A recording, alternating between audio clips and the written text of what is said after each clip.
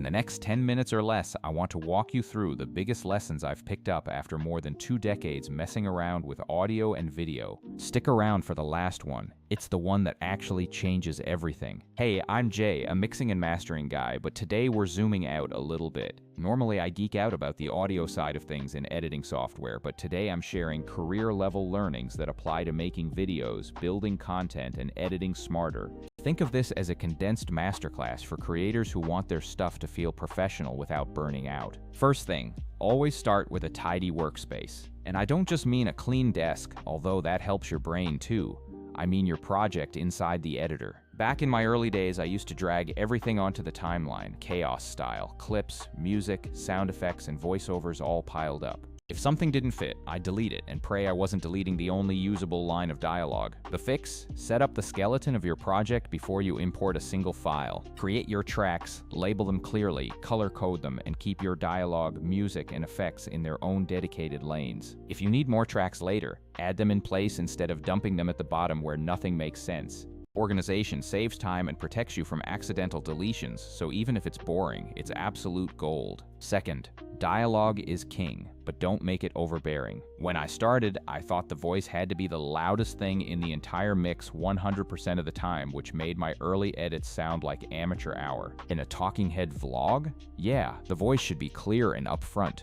But in dynamic scenes, action, ambient environments, or a montage, the dialogue shouldn't always be shoved in your listener's face. Place it where it would realistically sit in the space. If there's a noisy coffee shop or a bustling street, let the dialogue breathe back in the mix. Too much clarity at the wrong moment breaks immersion. Think about spatial context. Where would the voice actually be, and mix everything else around that. That one mindset shift will elevate your edits from home video to actually watchable. Third, reach for the fader first. This is the simplest, most underrated trick I know. When something didn't belong in the mix, my brain immediately went to plugins, EQ, compression, reverb, and fancy surgical tools. 9 times out of 10, I was overcomplicating it. Lots of issues are fixed by just nudging a fader up or down. Want the music to sit under the speech? Lower the music instead of trying to notch out frequencies with an EQ. Need a sound to feel closer? Bring it up a touch and automate the level. Keep the toolbox simple. Start with volume moves, then reach for processing. Occam's razor applies to mixing too. The simplest solution is often the correct one. Fourth, try new tools, but master the classics.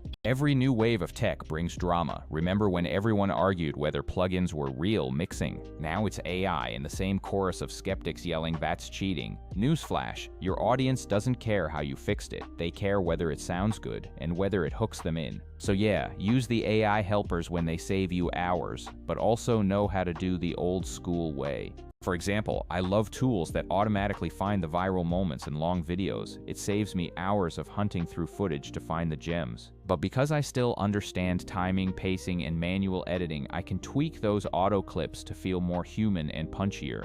Balance both. Let the AI speed up the grunt work, but keep the creative decisions yours. Speaking of tools, let me be real about competitors. Some platforms will auto-cut clips but then give you thousands of awkward edits that need polishing, or they hide scheduling behind a steep paywall. Others are cheap or free but lack a proper content calendar, so you end up juggling spreadsheets and missing posting windows. That's where a specialized tool stands out. It's built to pick the viral moments automatically, but it also gives you an integrated content calendar and auto-scheduling. That means your clips don't just sit in a folder, they get posted consistently. You actually build momentum instead of losing it to admin work or manual uploads. Fifth, silence is a sound effect. I can't tell you how terrified I used to be of dead air. I'd fill everything with music beds and subtle sound effects to avoid the scary silence, and it ruined a lot of moments. Silence is powerful. A strategic pause makes the next line land harder. Dropping the music for a beat makes the audience lean in. Use silence to create tension, emphasize a reaction, or let a punchline breathe.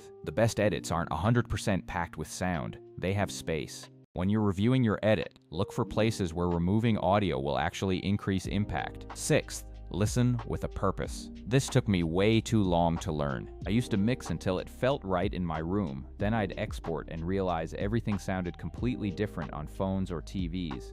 The trick is training your ears in your mixing environment by reference. Keep a couple of tracks or full episodes you trust in your library and play them through your speakers or monitors at different volumes while you're working. I often watch a scene or listen to a podcast I love through my mixing setup to calibrate what a good mix sounds like in that space. Once you know the sound you're aiming for, it's easier to make your mix translate across devices. If you don't have that reference, you're mixing blind. Finally, and this is the one I want you to remember, edit with your ears, not your eyes. Video editors are drowning in waveforms, meters, and fancy visual feedback. And sure, those tools have their place, but they lie about how something actually feels. A meter can tell you loudness, it can't tell you whether a line reads as vulnerable or punchy. Close your eyes, listen, and if it moves you, it will probably move someone else. One dumb time suck I'll never forget. I spent hours chasing a hum in a mix using plugins, settings, and spectral tools. Eventually, I realized the hum wasn't in the file at all. It was my busted headphone jack. Moral: check your gear and trust your ears over pretty graphs. Okay, a few practical takeaways if you want to level up fast. Start every project with a template, tracks labeled, colored, and ready. When you're cutting long-form content into short clips, let AI do the heavy lifting for discovery. Find the moments, then apply your human taste. That's how I use these tools. They pull viral candidates.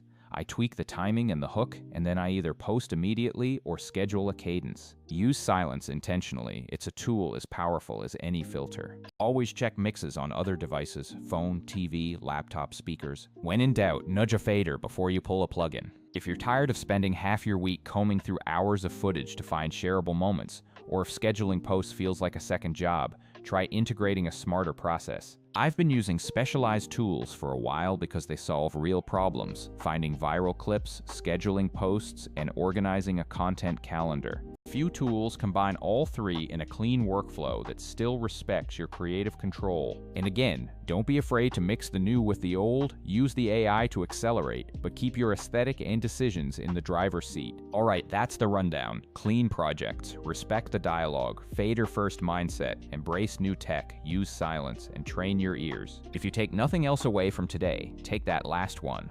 Audio and edit decisions should feel right, not just look right on a waveform. If you want more practical demos on how I use these ideas, or a walkthrough of how AI finds and schedules clips, comment below and I'll make it happen. Until next time, edit smart, trust your ears, and don't forget to breathe between your cuts.